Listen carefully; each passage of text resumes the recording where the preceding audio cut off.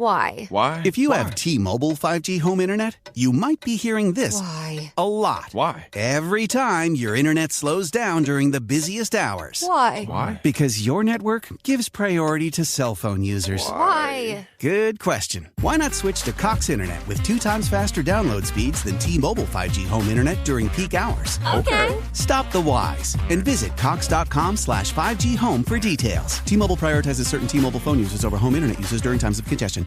The South Dakota Stories, Volume 5. South Dakota seemed like the perfect place to unplug. But I ended up connecting to the world around me. A world where each sunset was painted, where I felt adventure's pulse with every step, and where cold water trickling, pine swaying, and grunting bison became my favorite soundtracks. I just wish I didn't have to leave. There's so much South Dakota, so little time. It's time to get inside the Giants Huddle. Let's go, let's go, let's go. On Giants.com. I like it, I like it. And the Giants mobile app. Boom, give me some juice. Part of the Giants Podcast Network. Let's roll. Welcome to the latest edition of the Giants Huddle Podcast, presented by Citizens, the official bank of the New York Giants. Giants wrap up their 2023 season Sunday at home against the Eagles. Second time these teams are squaring off in the span of 3 weeks after Philly won on Christmas 33-25. And to delve into storylines surrounding this game, the playoffs, offseason, and more, we're now joined by the host of the Ross Tucker Football Podcast. You can check out on social media at Ross Tucker NFL, former NFL offensive lineman who also serves as an analyst for CBS and Westwood One Sports, none other than Ross Tucker. Ross, you got Lance Meadow here on Giants.com. Greatly appreciate the time. Hope all is well. How's everything on your end? My pleasure, Lance. Good to see you. Good to talk with you. And yeah, everything's pretty good. You know, obviously, I do a decent amount of work in Philadelphia and for the Eagles, so could be going a little bit better, if I'm being honest. Has not been a good stretch for them over the last month or so. But yeah, man, Happy New Year. Excited to see how this season finishes up for everybody and then get into the playoffs. Absolutely, and that's a big reason why I wanted you on the podcast. And let's start with the Eagles, because I'm curious your perspective, Ross, about their approach to this game. We heard from Nick Sirianni earlier in the week throw out that they could rest some of their starters. Now, we know the Dallas game at Washington is going to be going up simultaneously to the Eagles and the Giants game, and Dallas controls its own destiny. The Eagles need the Cowboys to lose. As a former player, what do you think the best approach for the Eagles is? Do you look at the scoreboard? Does that determine how you navigate this game? Or do you say, hey, we've lost 4 of our last 5. We need to start clicking heading into the postseason? Right. So I think first and foremost, you play all your starters. You start all your starters because you really only look stupid, in my opinion, if, you know, for some reason the Commanders are up in the third quarter on the Cowboys and Jalen Hurts is standing on the sideline in street clothes. That would not be a good look, right? Like that would be no good. And you would be second guessed forever, and probably rightfully so, because it's just such a difference, right? And that's why the loss for the Eagles to the Arizona Cardinals was so devastating. I mean, you're talking about the potential to host 2 home playoff games as a number 2 seed versus having to go the long road of highly likely having to play 3 road playoff games, obviously, if you even get that far. So I think you play your guys, and I think you start them. I do think they would never admit this or say this, but I do think you probably do scoreboard watch, and you probably do consider how the game is going against the Giants, right? I mean, if the game is going really well and you have a lead and the Cowboys are looking like they're going to win the game, then maybe you pull your guys. I think the opposite of that's true too, right? If things aren't going well and the Cowboys have a lead, I think either way, maybe you get some of your guys out of there so they don't suffer an injury. But certainly with the way the last 5 games have gone for the Eagles, they really need to be feeling better about themselves, have some confidence going into the playoffs, because right now they just don't. Well, speaking of the outlook for this Eagles team, Ross, you look at the last 3 games, they have watched comfortable halftime leads dissipate. I know they held on to beat the Giants, but the Cardinals scored 4 touchdowns. It looked like an offensive juggernaut. And we've seen a defense that has had its fair share of issues stopping the run, not getting after the quarterback as consistently as last season. The turnovers for Jalen Hurts. What went wrong this season? Why are they not as strong as what we witnessed last season as they rode all the way to the Super Bowl? It's kind of the $1,000,000 question, right? I mean, I'm from outside of Philadelphia, so that's the question I get pretty much every day, Lance, is what happened? Because not only that, I mean, we're talking about 5 weeks ago, they were 10-1. Every other NFL team had at least 3 losses. Jalen Hurts was the MVP favorite. They looked like a really solid bet to be the number 1 seed in the NFC. Most people like me on the Ross Tucker Football Podcast had them number 1 in my power rankings. I will say this, though, even at that moment, they clearly didn't feel as good of a team as they did a year ago. They have never clicked on offense as well this year as they did last year. And maybe that has to do with Shane Steichen, the former offensive coordinator, who's now in Indianapolis. Some people think that people spent the whole offseason coming up with better ways to try to defend this offense, and that has been part of it. The one thing that's definitely clear is that they're not as good on defense. And I never thought they would be as good on defense. First of all, they lost the defensive coordinator, and Jonathan Gannon, who's now the head coach of the Arizona Cardinals. But they clearly got worse at linebacker and safety. There's no doubt about it. And even though they brought both of their corners back, those guys are a year older. They're probably not as good as they were last year. And they lost their nickelback, Avonte Maddox, for most of the season. And even the linebackers they do have, like a Zach Cunningham, who's clearly been their best linebacker, he's been out the last few games. So it's all of those things combined. They've had a much tougher schedule this year. They went through a really tough stretch. Their D-line rotation is not as deep. You lose a guy like Javon Hargrave in free agency to the Niners. They're not as deep on the D-line. I think the extra snaps, the extra reps have worn on those guys. I think their 2 young Georgia D tackles, Jordan Davis and Jalen Carter, have hit a little bit of a rookie wall. I know it's year 2 for Davis, but he got hurt last year. So I think all those things are combined. They also haven't played with a lead as much this year as they did last year. But to your point, they did the last 3 games, and the defense, in particular defensive line, still wasn't able to really close it out for them.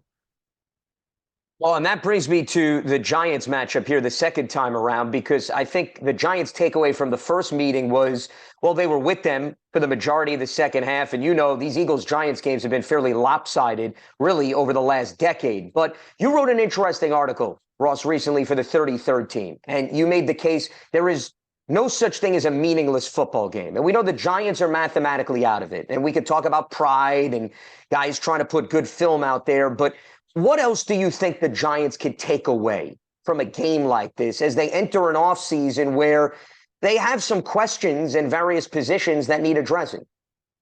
Yeah, so the Giants are a little bit different because I don't know that there will be major changes on the coaching staff. I mean, there could be, but usually when you're a team that's already kind of out of it at this point, there's a lot of speculation surrounding the head coach. I don't think that that's the case with the Giants. But there's going to be changes, right? Like, you can't have this bad of a year and there not be changes. And a lot of those will have to do with the personnel. So those guys that are playing on Sunday for the Giants, they're playing to try to stay there. They're playing to try to keep that job and that roster spot for next year. And how they perform in this game will be sort of the last impression for their coaching staff and how they've played this year. The only thing I know for sure, Lance, because I was around it a lot, unfortunately, my first 3 years in the NFL, my head coach got fired. I was like, I guess, the original coach killer. I don't know.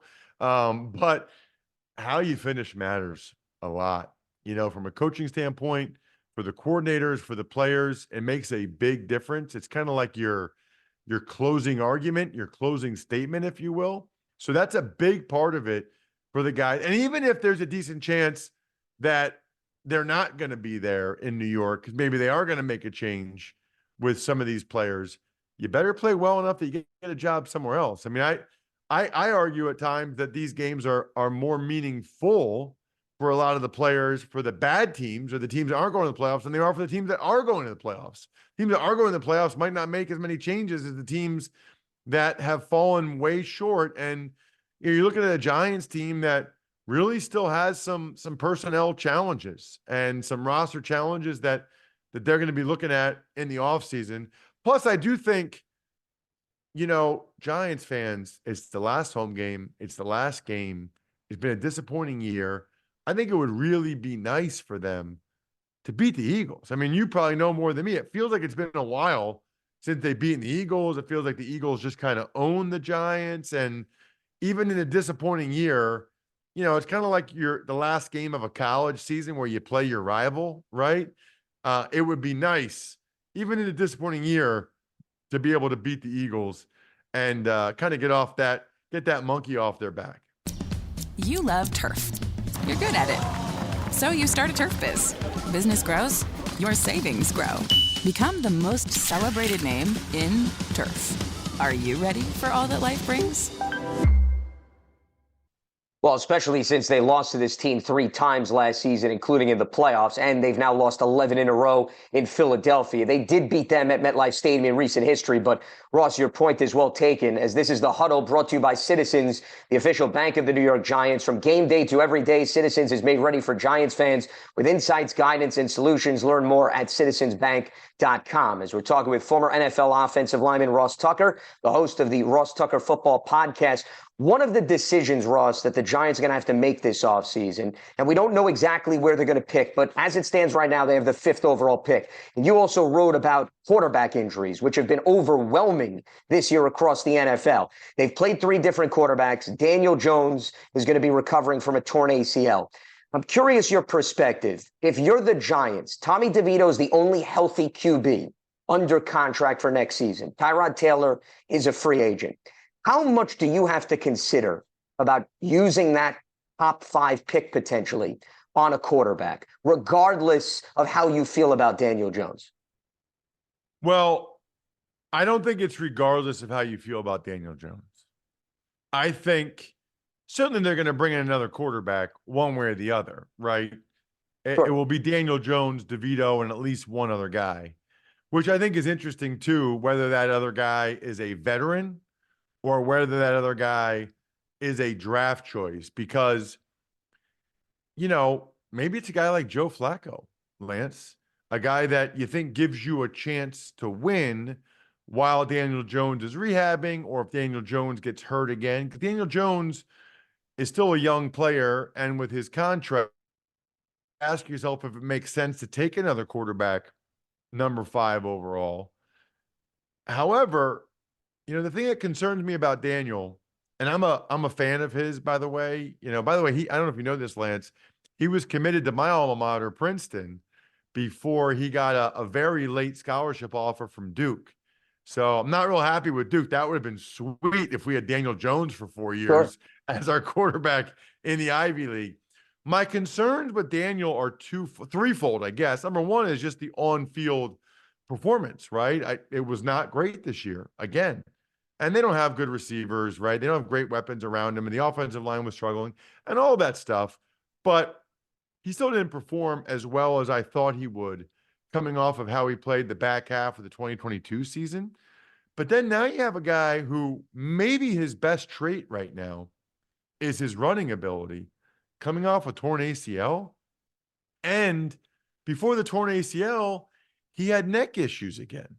And as a guy whose career ended with a herniated disc in my neck, I'm concerned about that. I'm concerned that he's now had multiple neck injuries in his career. So you've got a guy who the mobility is a big aspect of what makes him successful, coming off a torn ACL with 2 neck injuries in his career that have caused him to miss time. That's troubling to me.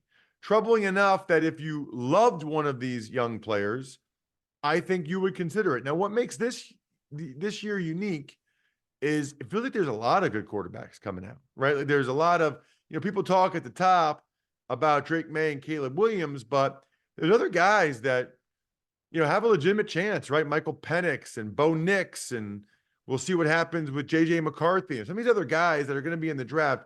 My question is, I almost feel like it'd be ideal if the Giants could take, with that 5th overall pick, a real foundational player, whether that's a receiver or a Brock Bowers, is sort of the heir apparent to Darren Waller, or an offensive tackle, although I know that might not go over too well with Giants fans. I would love to see them get a foundational player and then maybe, take a stab at a quarterback in round 2, one of these guys that ends up falling that really shows some promise. Take your Drew Brees, Kirk Cousins. Heck, Lamar Jackson was the last pick of the first round, right? Like take that stab as your young developmental guy that might have a chance in round 2 as opposed to round 1, because of the fact that Daniel Jones still does have that guaranteed money and might end up being able to bounce back from these injuries and be your long-term answer. I think all very good points, but as you highlighted, you do have to take into consideration the fact that Daniel's only gotten through one season fully healthy because of his injuries even before the torn ACL. So I think that's some food for thought. And Ross, I wouldn't overlook your point about an offensive lineman. Evan Neal, their right tackle, he has missed 14 games in the last 2 seasons. He has been hit by the injury bug this year. How much do you think they need to take into consideration depth? And the other thing that I'm curious is a second part of that question, and this was something else you wrote interestingly about for the 33rd team as a former offensive lineman, how challenging it is today to develop offensive linemen on your depth chart if you can't get them out on the field, and perhaps something that the Giants have had some issues with.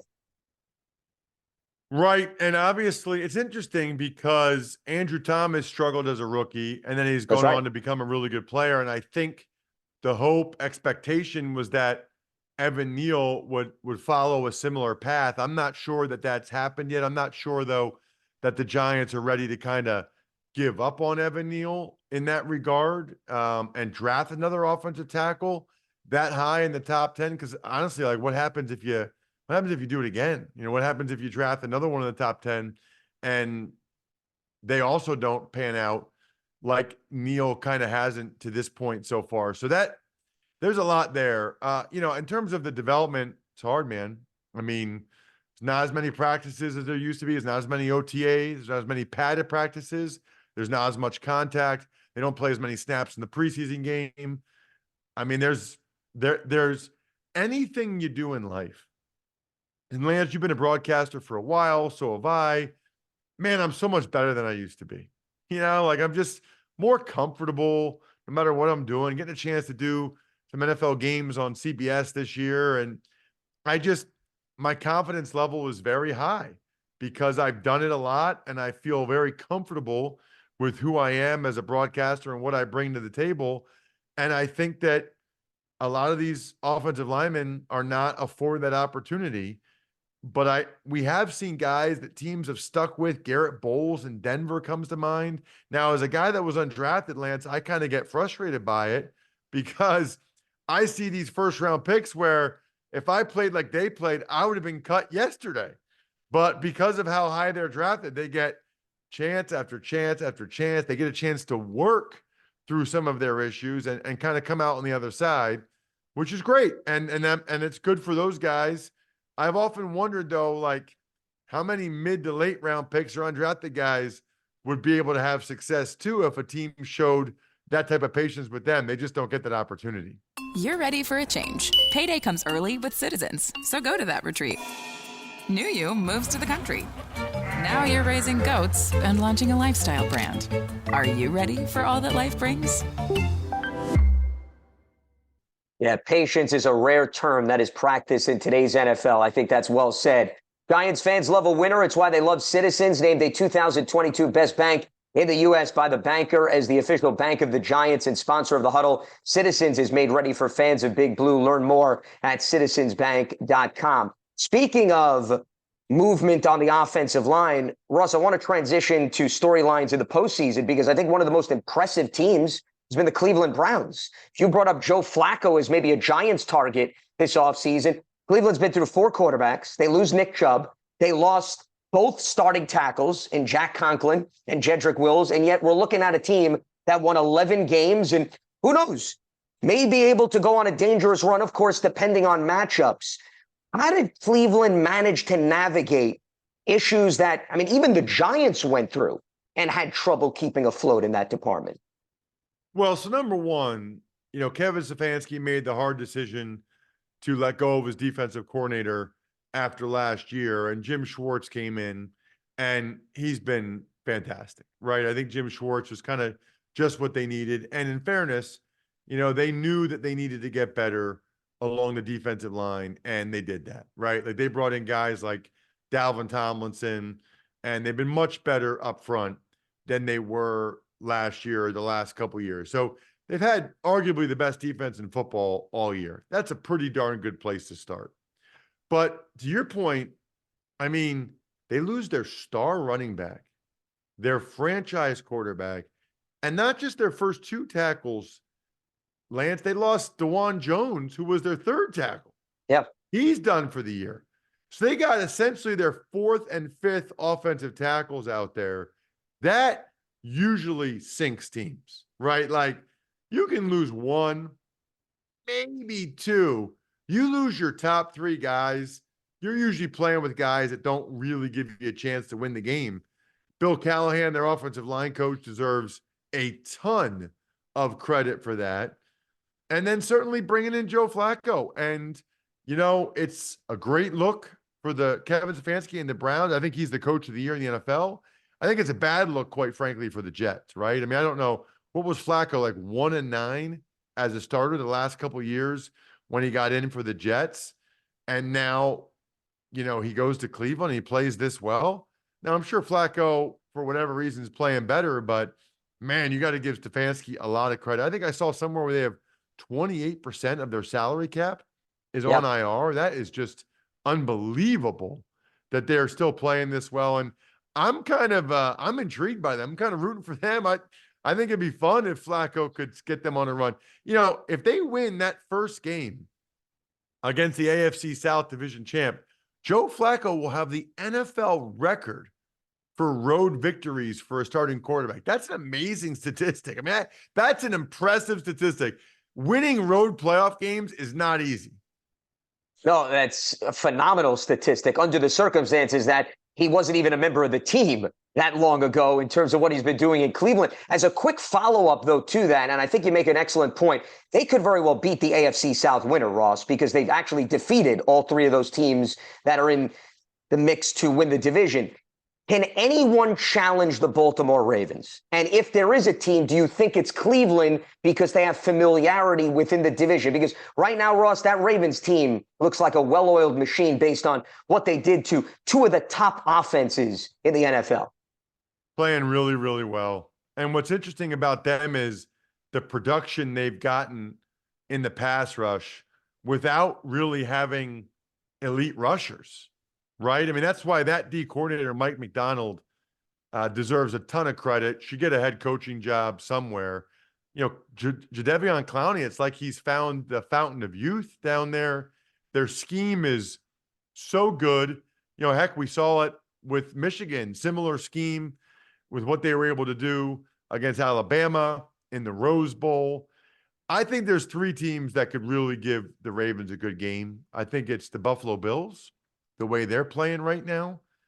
And with having Josh Allen, it's still the Chiefs, man. It's still the Chiefs. And I know that they've struggled, but, let's put it this way. Ravens fans, Ravens players, they wouldn't be real happy with Patrick Mahomes and Andy Reid coming to town. I know they wouldn't, right? And then the last one's Flacco and the Browns. They wouldn't be afraid. They play him twice a year. They're not intimidated by him. And I know Ravens fans, that would be like torture to see Flacco come into Baltimore and throw some of those beautiful rainbows that he throws with the deep ball. They've seen it. They've seen it in January football a lot over the years. And Cleveland already knocked off Baltimore 33-31 in a game they were trailing by double figures. So I'm with you. I think the Browns are definitely a team to watch out for because division rivals always can be damaging come playoff time. Ross, greatly appreciate the time and the insight. Before I let you go, though, I know Valentine's Day is fast approaching, and you have a website, myfrontpagestory.com, which I think maybe some people will be interested if they need a last-second gift here to plan accordingly. So the floor is yours. I'm showing you what it looks like right now, Lance. My buddy started the company. I'm telling you, right, it's by far the best Valentine's Day gift. And I know it's maybe a little early for Valentine's Day, but didn't you just make a New Year's resolution to be more proactive in life, to get ahead of things a little bit more and not procrastinate, wait till the end? Go to myfrontpagestory.com. You literally talk to one of their writers, Lance, for 10 minutes, tell them how great your significant other is. They write this incredible story. It looks like it's on the cover of the newspaper, framed, beautiful. And now, because my buddy started the company, I've seen so many videos now when they're opening it, to be able to just say, Lance, hey, babe, I wanted something special, so I had a story written about you. Like, that just sounds awesome. I had it's like you got Mitch Albom, right? Or Mike Lupica to write a story about them. And then when they actually read it and they read the quotes, like, I don't thank her enough for everything she does for me or me and the kids, they cry almost every time. It's amazing. Highly recommend it, fellas. Myfrontpagestory.com, myfrontpagestory.com. Plus, she can then remind her better half or her lesser half every time you walk by the frame on the wall. So that's not a bad thing either. Well, no, that's the key, right? Because then you get in an argument and you just point to, and like, did you get a story written about me and how great I am? There you go. I can't remember because I got a story written about you and how great you are. It's incredible, dude. I love it. Awesome. Well, Ross, always love going back and forth with you. Greatly appreciate the insight. It's the Ross Tucker Football Podcast. Follow him on social media at Ross Tucker NFL. Greatly appreciate the time, Ross. Thanks so much. No, my pleasure, Lance. Thanks so much for reaching out. It was fun. Absolutely. As this is the latest edition of the Giants Huddle Podcast presented by Citizens, the official bank of the New York Giants. You can check it out on Giants.com, the mobile app, and your favorite podcast platforms. Why? Why? If you have T-Mobile 5G home internet, you might be hearing this Why? a lot. Why? Every time your internet slows down during the busiest hours. Why? Why? Because your network gives priority to cell phone users. Why? Good question. Why not switch to Cox Internet with 2 times faster download speeds than T-Mobile 5G home internet during peak hours? Okay. Stop the whys and visit cox.com/5G home for details. T-Mobile prioritizes certain T-Mobile phone users over home internet users during times of congestion. The South Dakota Stories, Volume 5. South Dakota seemed like the perfect place to unplug. But I ended up connecting to the world around me. A world where each sunset was painted, where I felt adventure's pulse with every step, and where cold water trickling, pine swaying, and grunting bison became my favorite soundtracks. I just wish I didn't have to leave. There's so much South Dakota, so little time.